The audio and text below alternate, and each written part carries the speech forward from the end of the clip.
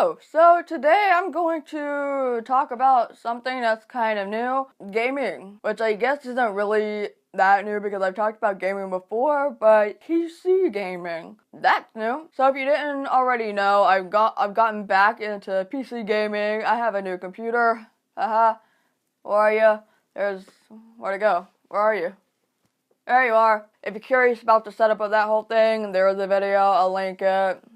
Are you going up there? I think you're going up there. So, I got back into PC gaming after years and years of only doing handheld consoles, and I've started Twitch. So far, I have almost 250 followers, and I've got a few subscriptions. I'm now a Twitch affiliate, which is pretty awesome. So, if you like games and you want to come over and watch me play some stuff, twitch.tv/rikkipoynter. I'll have link here, info box, and pinned comment. But what game are we going to talk about today? You'll probably already figure that out from the title alone, but we're going to be talking about Life is Strange. So in case you don't know what Life is Strange is, it's a choose-your-own adventure type of game. So if you've read the books that follow that style when you were younger, I have.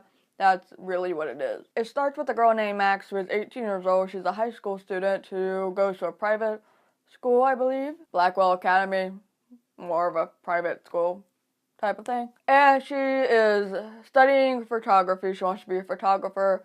And class is over. She goes to the bathroom. And then this kid named Nathan comes into the girl's bathroom. And she hides behind a stall. And then a girl named Chloe, who she figures out later on down the road, is her best friend, or was her best friend from years before. Chloe comes in, they're kind of going at it, they're having a little fight. Nathan shoots her, and this is when Max comes out from behind the stall. You know, she's in shock, and she has her hand up, and this is pretty much when it all begins. She learns that she has the power to rewind time. And somehow this all starts after she has a nightmare in class of this top of the line EF5 tornado coming toward Arcadia Bay. So that's the gist of that. One thing I want to say is that I was spoiled a little bit before I actually started playing the game. Before I went to go buy the game, which a Twitch viewer actually gifted it to me eventually, but when I was thinking about actually buying the game myself before I officially started Twitch, I wanted to watch a playthrough, not the whole playthrough, obviously, but I wanted to watch, like, the first 15 minutes of an episode 1, right?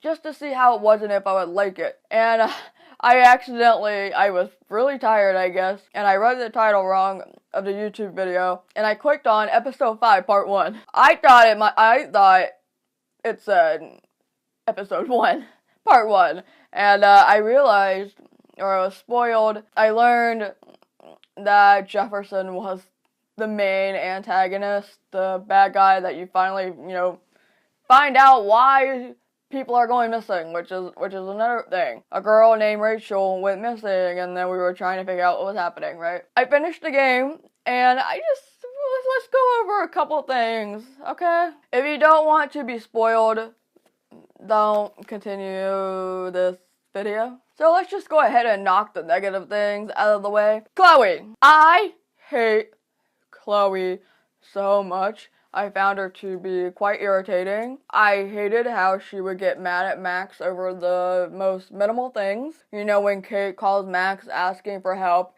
and then Chloe's like, oh, well, fine, just go see your new best friend then. I'm just like, you need to calm down. You need to calm down right now, because you are totally out of line. And it was just messed up to me. It was just, everything about Chloe rubbed me the wrong way, from her attitude toward Max, and just, overall, I just didn't care for her character. For me, it got so bad that when you had to rescue her from the train tracks, I was half just annoyed with Chloe and half annoyed with that damn train, that I kept failing and having to rewind about 20 times before I finally succeeded, and I just wanted to let Chloe go. I was over it. I was thinking, you know what, Chloe? Let's just let you get hit by the train. It's fine. I won't like you anyway. But alas, the game would not let me do that.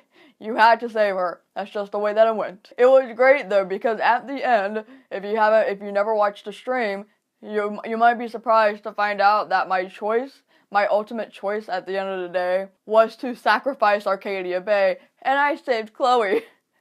People were so shocked by that.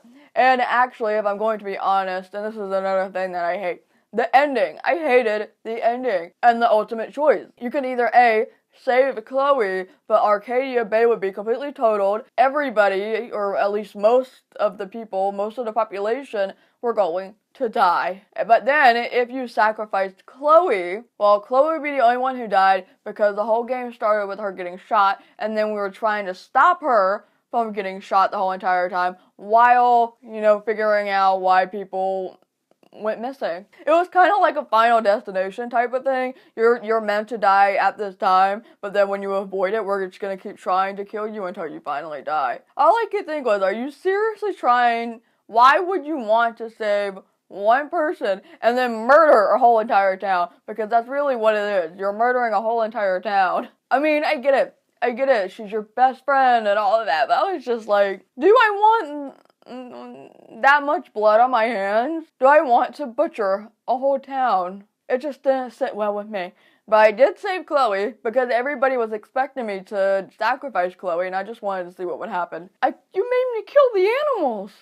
But I did watch the alternate ending, and it was a bit sad.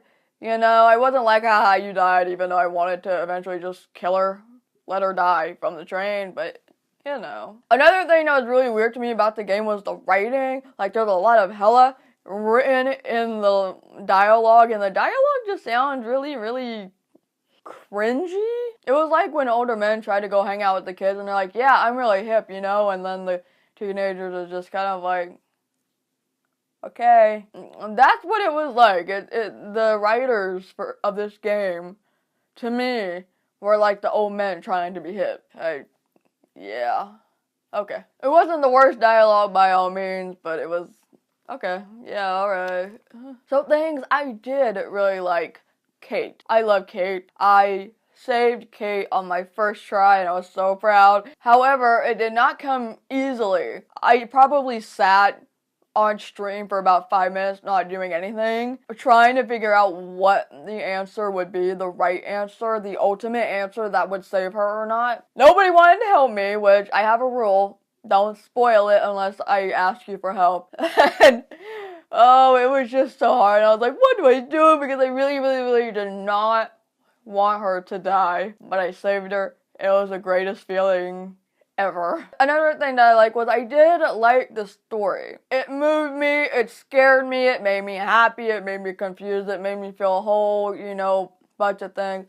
And honestly, anything with a tornado in it, being a weather nerd and all, I'm just like, come to mama. Things I didn't quite understand. The link between tornado, Jefferson, Nathan, the last part was probably explained in the story, but now I just can't remember. The camera cut off on me, and I don't remember exactly what I was saying when it cut off. Why does she have a vision of a tornado coming? What does it have to do with Mark Jefferson? Or maybe they just really have nothing to do with each other at all. Because to me, it was like there was a couple of different stories going on all at once, and I was thinking maybe there's supposed to be a connection, but I don't get what the connection is. Because, you're trying to figure out who the kidnapper is, but then you're also trying to save Chloe while you're trying to figure out who the kidnapper is, and then you're trying to figure out what the hell is up with the top of the line EF5 tornado coming. Whoever tells you that it's an EF6, no such thing! It ends at 5, and that's it. It ends at 5, okay? There is no super tornado.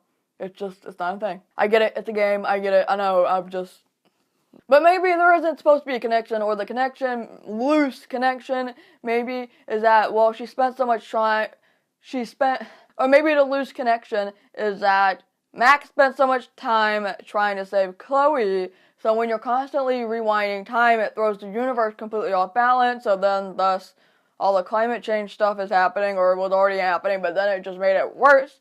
So you got 2 moons, you have snow in October, which might not be the strangest thing, I guess, but if it's 80 degrees, yes. All of it just brings your ultimate tornado or water spell if you want to get really technical. Is there supposed to be a connection to Jefferson? Is all of this supposed, or is it just that Jefferson is a separate story and it's just another thing that you just have to do because we have to fill the game with something else? We have to fill the game with 2 major stories. I don't know. Actually, now I think about it, one other thing that I really hated is when it was episode 5, you're getting to the end and you have to like dodge every single person past the paintings or the photographs and the school lockers, and I got so mad during that part of the game. I got so mad. But yeah, that's pretty much my thoughts on Life is Strange. Overall, I really enjoyed the game. I do want to get Before the Storm, which came out in August. I want to stream it on Twitch because I just want more of the game, and I really want to learn more about Rachel. I can handle Chloe. And I want to know more about Rachel. If you've played a game, let me know what you think. Let me know what your ultimate choice was. Let me know if you're going to get Before the Storm or if you already have gotten it. And if you like it, don't spoil it, please. And again, if you want to watch me on Twitch, I'll have the links down below. I really do hope that y'all want to come and join in. It's really fun. I stream 5-6 days out of the whole week. Tuesday through Sunday at 8 p.m. EST. Lasts for about 6 or so hours, and it's just really fun. I'm playing a lot of Fortnite right now and The Walking Dead, so if you like zombies, and if you like killing people, then come on in. If you want to follow me on my social media, I have usernames down below. If you want to send a letter or anything, I have my P.O. Box address right up here. My Patreon and last video for you to go look at will be over here. I upload every Monday and Thursday, and I will see you later. Bye.